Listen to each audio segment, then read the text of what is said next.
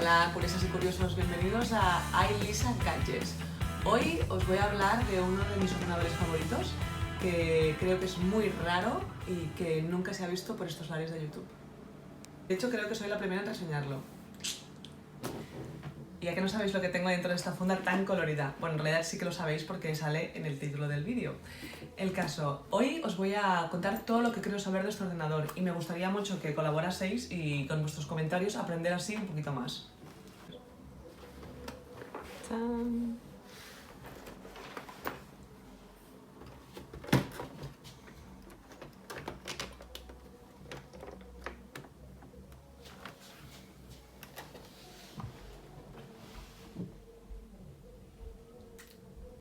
Hoy vamos a hablar del JLPGA PowerBook 170. También conocido como Benetton PowerBook, que suponemos que por sus colores, porque no tenemos constancia de que la empresa United Colors of Benetton estuviera involucrada en el diseño de este ordenador. Parece un ordenador de Play School, ¿no? Si no fuera porque Google se fundó años más tarde, podría haberse llamado The Google Edition. Los de Google dicen que se inspiraron para crear su logo con los colores de Lego, pero bueno, muchos apelistas, incluidos yo, creemos que en realidad se inspiraron en este ordenador. Es broma, pero podría ser, ¿no? Antes de entrar en detalles de este curioso ordenador, tenemos que situarlo en la historia y para eso volaremos al Japón de los años 90.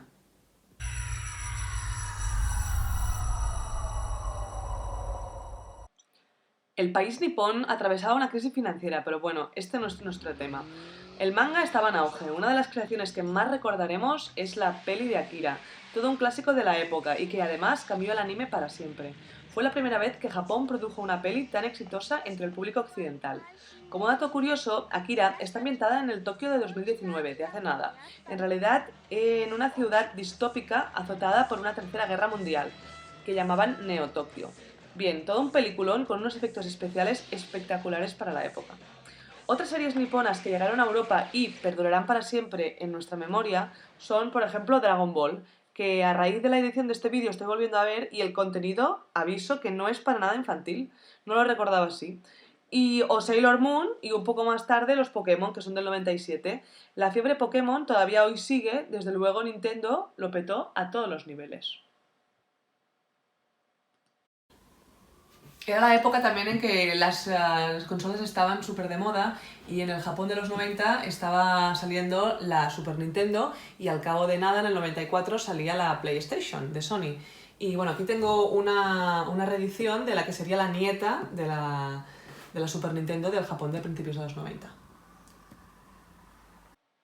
El friquismo empezaba a reinar con las mascotas virtuales. Nos encanta recordar Tamagotchi. Yo tuve uno, seguro que vosotros también, y pobre, murió varias veces. En resumen, si habéis estado en Japón, os daréis cuenta de que todo sigue más o menos igual. Centrémonos en este ordenador. Este en concreto es una edición que se hizo especial para un campeonato de golf femenino de Japón. O sea, algo súper raro y súper curioso. Y esto a mí es una cosa que me encanta. No nos queda muy claro cómo se distribuyó o vendió este portátil. Sabemos que se trata de una serie limitada creada para conmemorar el campeonato de golf femenino japonés, el LPGA Japan Tour. Como no nos queda claro si se vendió o se entregó a los participantes del campeonato, no podemos ponerle un precio histórico. Este polo que se vende en eBay es la única referencia que he encontrado de Apple como patrocinador de este campeonato. La versión oscura valía unos $4.500 de la época, que esto equivaldría a unos $8.500 de hoy. Lo que es una pasta. Hasta la fecha no conocemos que Apple haya repetido una excentricidad así en sus diseños. Era una época muy colorida en marketing.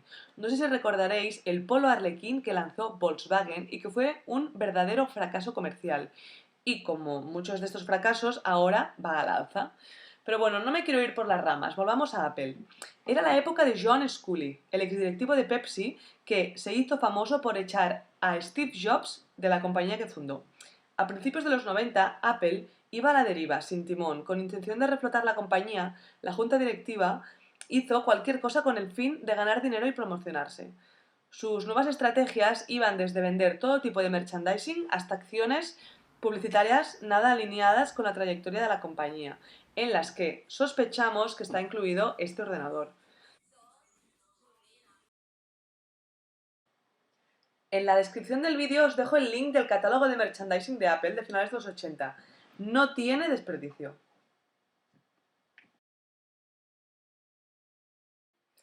Se sabe bien poco de este portátil. Para algunos es el ordenador más codiciado de Apple. Mis sinceras disculpas para el Lisa 1 y el Apple 1, pero bueno, estos son de otra liga. Y para otros es uno de los ordenadores más feos jamás creados. Bien, sea cual sea vuestra opinión, estaremos de acuerdo que se trata de un artículo más digno de un museo que de una colección privada. Además, según varias fuentes, solo se hicieron 500 unidades. Esto es menos que el Apple 1 o Lisa 1. Pero bueno, hablemos de la funda.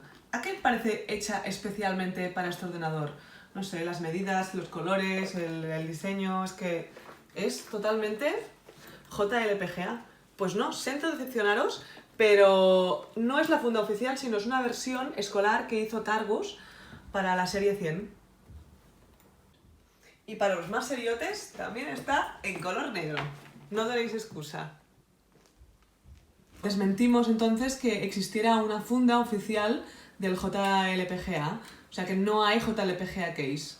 Pero bueno, hay un punto positivo y es que si os gusta mucho esta funda, no es tan difícil de conseguir como su contenido. Y este producto tiene el privilegio de aparecer en el Iconic, que es un libro fotográfico de productos de Apple, que es chulísimo. Bueno, aquí tenemos las dos páginas que se dedican.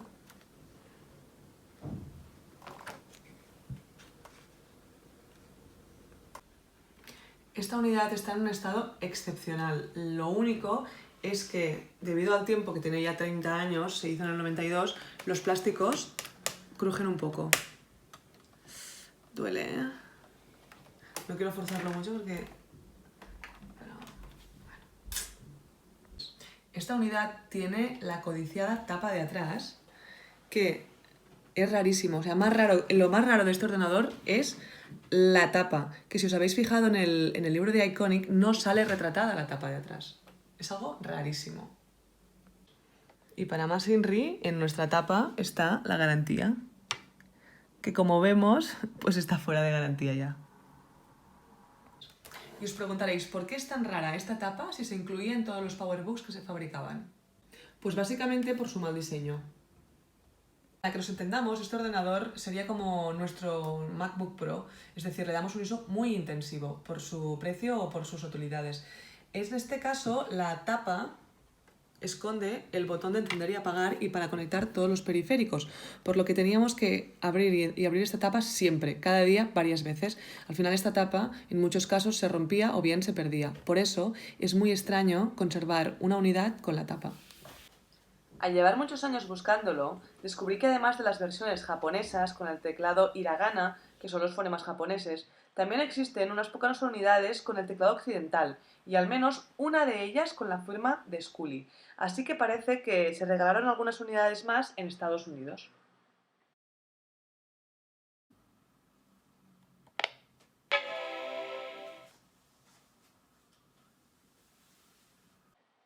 En esta ocasión sí que podemos arrancar el ordenador y enseñaros el aspecto que tenía el sistema operativo. Como no tengo ni idea de japonés, no creo que pueda hacer nada interesante con él. Pero bueno, básicamente lo que estoy haciendo es trasteando algunos programas que, bueno, abriendo y cerrando y no sé bien lo que hago. Esta computadora nos interesa más por su diseño y por ser el bicho raro de Apple. Pese a que era un modelo de gama alta de la época, no nos vamos a detener demasiado en su tecnología. Podemos observar que al cabo de 10 minutos de uso empieza el tunneling, que es este efecto de oscuridad de los márgenes de la pantalla. Y es uno de los problemas más típicos del PowerBook 170. Algunos estaréis pensando, ¿cómo puedo tener un ordenador tan exclusivo y no reparar la pantalla? Pues bien, este es el eterno dilema sobre qué es mejor en una pieza de colección, si restaurar o mantener tal y como está. En mi opinión, para un artículo muy exclusivo como puede ser un Apple II original o un Lisa, creo que se tiene que mantener en el estado en el que te llega a las manos, para preservar la historia Y además que me encanta cuando los objetos no ocultan la patina del tiempo. Es, no sé, es romántico. En cambio, para cosas más comunes como podrían ser el Apple II Plus, el Macintosh Classic o cualquier PowerBook de la serie 100, no está de más restaurarlos para poder intervenir, disfrutar y poder viajar en el tiempo con ellos. Y para los más curiosos, aquí os dejo las características técnicas que son idénticas a las del PowerBook 170 en gris. Según parece, esta edición no fue la única diseñada para este campeonato. También se hizo una versión del PowerBook 145p, aunque esta se la curraron bastante menos y solo le añadieron unas pegatinas. Solo he visto unas fotos de él y jamás ninguna a la venta. Y hablando de versiones raras, también existe el 10th Anniversary Macintosh, un PowerBook blanco que jamás he visto a la venta tampoco. Y solo he encontrado una foto de mala calidad en internet. Aunque ahora hay uno que se está vendiendo como prototipo en eBay. No sé, echadle un ojo. Y aquí incluyo algunas reseñas de prensa de la época del PowerBook 170 de la versión en gris. De la JLPGA no había nada. También, para acabar, quiero dejar algo que me encanta, que es la publicidad antigua, concretamente pues de el PowerBook 170 en gris, porque de la JLPGA en coloritos pues no he encontrado nada. Espero que os guste tanto como a mí.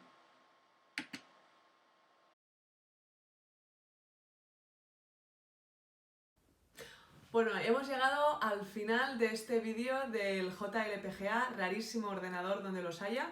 Y nada, solo quería invitaros a que comentéis todo lo que sepáis de este ordenador, porque así juntos pues tendremos más info para conocerlo más. Y nada, espero traeros cositas curiosas en los próximos vídeos. Os espero. A la vista.